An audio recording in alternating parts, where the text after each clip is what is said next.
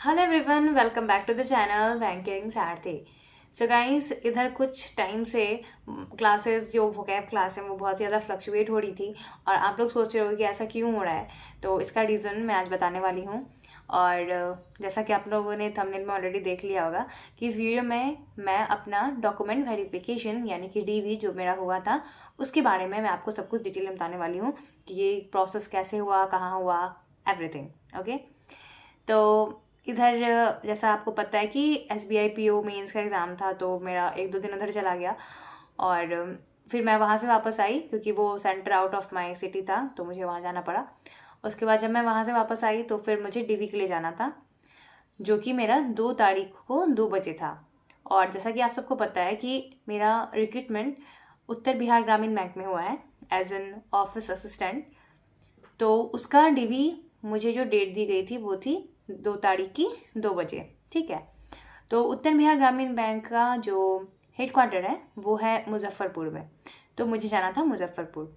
तो मैं कल मॉर्निंग में वहाँ पहुँच गई थी मुजफ्फरपुर, और मेरा डीवी 2 बजे था। तो मैं वहाँ पर जहाँ पे मुझे जो वेन्यू दी गई थी, एक होटल था वो, तो वहाँ पे मैं लगभग 1 बजे पहुँच गई। और मैंने देखा कि आसपास और भी कुछ कैंडिडेट्स थे जो कि डीवी के लिए पहुँचे हुए थे। तो कुछ स्टूडेंट्स का टाइम 9:30 में भी था, तो यानी कुछ स्टूडेंट्स का कुछ कैंडिडेट्स का पहले से डीवी हो रहा था। तो तो मैंने देखा कि कुछ कैंडिडेट्स बाहर आ रहे थे, डीवी से निकल रहे थे धीरे धीरे। और हम लोग को कहा गया कि हम लोग का आधा घंटे के बाद एंट्री होगा। तो लगभग 1:30 बजे जो 2 बजे वाले शिफ्ट के कैंडिडेट्स थे उनका एंट्री हो गया। तो फिर हम लोग फिर अंदर गए। वहाँ पे फर्स्ट फ्लोर पे एक हॉल बुक किया गया था कैंडिडेट्स के लिए। वहाँ पे बहुत सारे चेयर्स लगे हुए थे, तो वहाँ पे पहले हमें बैठाया गया। और कुछ कैंडिडेट्स जिनका पहले वाले शिफ्ट का ही थे वो लोग, उनका डीवी कंप्लीट नहीं हुआ था, तो कुछ कैंडिडेट्स बचे हुए थे, उनका डीवी हो रहा था तभी। तो हम लोग को वेट करवाया गया वहाँ पे। और फिर उन लोगों का होने के बाद, जो कि पहले वाले शिफ्ट के थे, उनका कंप्लीट होने के बाद सारे लोग तभी लंच ब्रेक पे चले गए। और हमें उस टाइम एक फॉर्म दिया गया। तो उस फॉर्म को हमें वहीं पे दिया गया, हमें वहाँ पे ही बैठकर उसे फिल करना था, सारे कैंडिडेट्स को दिया गया। तो मैंने भी फिल किया सारा, उसमें बस नेम वगैरह ये सब था। और बस हमारी बेसिक डिटेल्स थी, और किसके साथ हम रहते हैं उनका नाम लिखना था।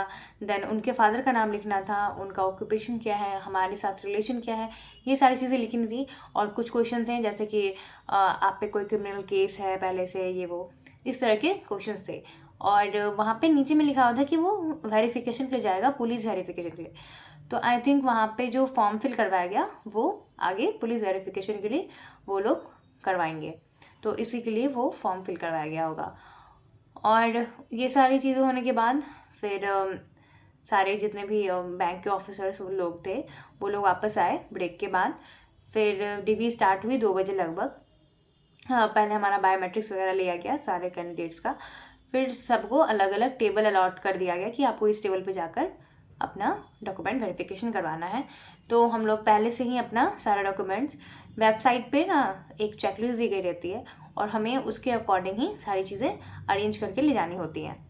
तो हर एक चीज़, जितने भी डॉक्यूमेंट्स कहे गए थे, उसका 3-3 कॉपी हमें ले जाना था, सबको सेल्फ अटेस्ट करना था। और वहीं पे वेबसाइट पे 8 फॉर्म दिए रहते हैं, 1 to 8 फॉर्म दिए रहते हैं, उसको भी हमें फिल करना होता है। तो उसमें से जो भी चीज़ें आपको पहले से पता है आप वो पहले से फिल करके रख सकते हैं। और जो भी चीज़ आपको नहीं पता है तो फिर वो वहाँ पे पूछ के फिर फिल करना होता है। तो ये सारी चीज़ें हमने पहले से अरेंज करके रखी हुई थी। और फिर मेरा भी टर्न आया, तो वहाँ पे एक मैम थी। तो उन्होंने जैसे जैसे चेकलिस्ट के अकॉर्डिंग मेरे से जो जो चीज़ मांगा मैंने उन्हें दिखाया। और हर चीज़ की 3 कॉपी थी, क्योंकि आई थिंक वो 3 जगह रखी जाएंगी, एक आई थिंक हेडक्वार्टर में रहेगा, एक रीजनल ऑफिस में, और एक ब्रांच में जाएगा मेरे अकॉर्डिंग। तो हर एक चीज़ की 3-3 कॉपी मांगी गई थी। तो मैंने दिखाया कि कर कर सारा। फिर जितने भी हमारे एकेडमिक्स के सर्टिफिकेट्स वगैरह हैं सबको ओरिजिनल मांगा गया, तो वो ओरिजिनल उन्होंने देखा और उन्होंने रिटर्न कर दिया वापस से। उन्होंने ओरिजिनल रखा नहीं, सबका जेरोक्स जो कॉपी था वो उन्होंने रखा। और 5 फ़ोटो मांगे गए थे, उसके पीछे नेम और साइन करना था। पासपोर्ट साइज़ 5 फ़ोटो मांगे गए थे। एक बड़ा वाला फ़ोटो मांगा गया था, ठीक है। हाँ, उसमें भी वैसे ही करना था। फिर सारे डॉक्यूमेंट्स को सेल्फ अटेस्ट करना था। फिर सारे फॉर्म को फिल करवाया गया, जो जो भी मैनेज हो रहा था, जो मुझे कन्फ्यूज़न था, सबको फिल करवाया गया। देन फिर प्रॉब्लम कहाँ पे हुआ, और जो भी चीज़ का ज़ेरॉक्स आप भूल जाते हो करवाना, तो आपको कहा जाता है कि आप जाके करवा कर आइए, उसमें कोई इशू नहीं है। तो मेरा भी 1-2 डॉक्यूमेंट रह गया था जिसकी और कॉपी चाहिए थी, तो मैं गई, मैं करवा कर लाई। और फिर जब मैं वापस आई तो वहाँ पे अब एक्चुअल टर्निंग पॉइंट जो है, तो 3 चीज़ें मेरी मिसिंग थी, या मिसिंग कहूँ या मिस्टेक कहूँ, तो उसके लिए मुझे अंडरटेकिंग लिखवाया गया है कि मुझे एक सर्टेन टाइम दिया गया है, और उस टाइम के अंदर मुझे वो चीज़ें फिर से पोस्ट करवानी होंगी हेड ऑफिस में। तो एक तो मेरे पास ग्रेजुएशन का डिग्री सर्टिफिकेट नहीं था, मेरे पास सिर्फ प्रोविजनल था। तो उन्होंने कहा कि जब आपको मिलेगा तो आपको वो करवाना है सबमिट। तो वो तो मेरे पास नहीं था, मैं 2021 की पास आउट थी, तो मुझे ज़्यादा कुछ नहीं पूछा गया। लेकिन जो कैंडिडेट्स पहले, मतलब 3-4 साल पहले के पास आउट थे, तो उन्हें कहा गया कि आप अभी तक नहीं निकलवाए हो, तो आपको वो निकाल के सबमिट करवाना है। तो ऐसा नहीं कि आपको जस्ट तुरंत रिजेक्ट कर दिया जाएगा। अगर आपके पास कुछ नहीं है तो हमें लिखवा लिया जाता है, फिर आपको टाइम दिया जाता है कि आप उस टाइम फ्रेम के अंदर फिर वो चीज़ें सबमिट करवा लीजिए, ठीक है। तो एक तो हो गया डिग्री सर्टिफिकेट, ग्रेजुएशन का नहीं था मेरे पास। एंड देन पैन कार्ड जो मैंने बनवाया था ना, उसमें मेरे फादर का नेम मिसिंग था, तो उसके लेके डाउट किया उन्होंने कि मतलब इसमें नहीं है, तो आप इसको रेक्टिफाई करवाइए। तो ये सेकंड चीज़ थी जो उन्होंने मेरे से लिखवाया कि इसको आप रेक्टिफाई करके आप क्या करना, पोस्ट कर देना हेडक्वार्टर में बाद में, उसकी 3 कॉपीज़। तो एक वो हो गई।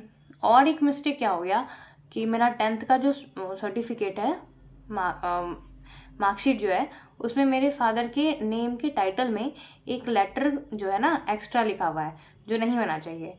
तो एक लेटर, मतलब टाइटल का एक लेटर वहाँ पे मिस्टेक है, जो कि बाकी डॉक्यूमेंट्स में सही है, वहाँ पे थोड़ा सा चेंज है एक लेटर का। तो तुरंत मैम ने पकड़ लिया कि यहाँ पे मिस्टेक है, जो मैंने पहले नोटिस नहीं किया था। तो मैम ने कहा कि आपको ये भी रेक्टिफाई कराना होगा। तो ये थोड़ा सा कंसर्न है कि 10th का सर्टिफिकेट कैसे रेक्टिफाई होगा। उसके लिए मैं ट्राई कर रही हूँ पता लगाने की कैसे होगा। उम्मीद करती हूँ कुछ ना कुछ सॉल्यूशन निकल जाएगा उसका भी।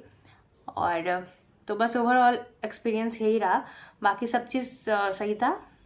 और फिर सारे डॉक्यूमेंट्स वेरीफाई करने के बाद हमें बैठने के लिए फिर कहा गया, और उसके बाद हमारा एक फ़ाइल प्रिपेयर किया गया साथ में ही, जिसमें बैंक वाले ही वो लोग फ़ाइल प्रिपेयर करते हैं आपका सारा डॉक्यूमेंट जो उन्होंने लिया है उस सबको एक जगह रखते हैं। फिर आपका जब फाइल पूरा प्रिपेयर हो जाता है तो फिर हमें जाने के लिए कहा गया।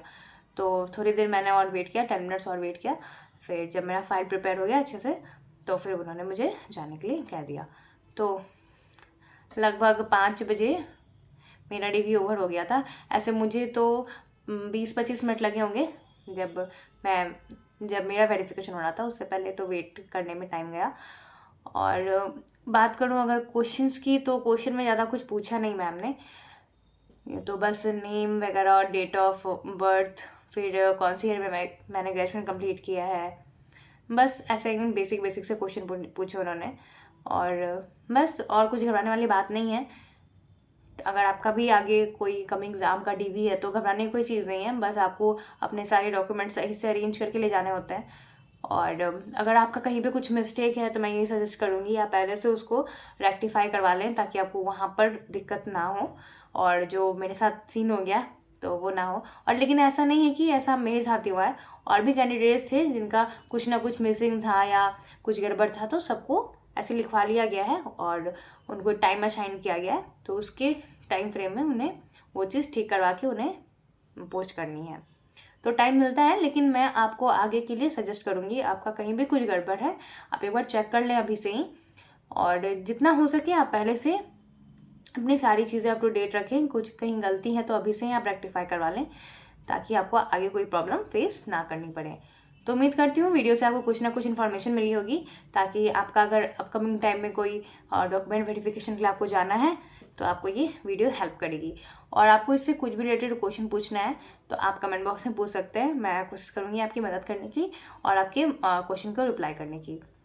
सो I think this is all about my experience. तो वीडियो अगर अच्छी लगी तो वीडियो को ज़रूर लाइक करें, चैनल पर नए तो चैनल को सब्सक्राइब करें। सो दिस फॉर नाउ, मिलते हैं नेक्स्ट वीडियो में। Thank you and have a nice day.